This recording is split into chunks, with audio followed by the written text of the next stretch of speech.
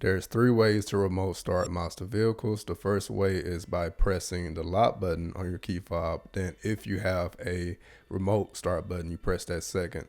The second way is pressing the lock button 3 times, but on the third press, wait, then press and hold it. Now, if you don't have access to any of these two options, we have to use the My Mazda app in the Google and Apple Play Store.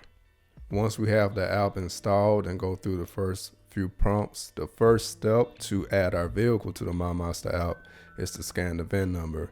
The app itself will give you the directions on how to find the VIN number if needed. So of course, we do have to be in the car for the remaining steps.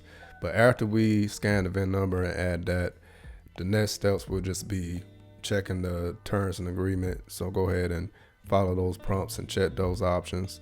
But after that, we do have to turn on the car while we're in the car, because within the next step, it'll prompt us to add a code that'll show on the car screen. So once you hit that request option, you should see something like this here. Now, don't use the same code that shows on my screen. Your code would be a totally different code. But enter that code into the app, then just hit submit. Now, from this next page, you can skip this here. You don't have to do anything else, so you can exit out of that.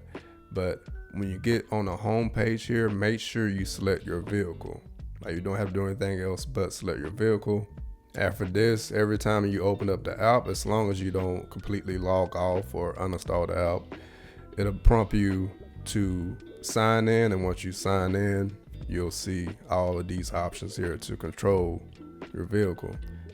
And when we use options like the remote start or locking or locking the car, we have to keep in mind we have to press and hold the button until that circle completes, then we can release it. Because if you just press it once, like press it quickly and then release it, it's not gonna do anything. So again, press and hold. All right, now it may take a moment to actually catch up, for the app to catch up to your car, so it may not work as soon as you finish all these steps. Just keep that in mind. But that's all I got for you.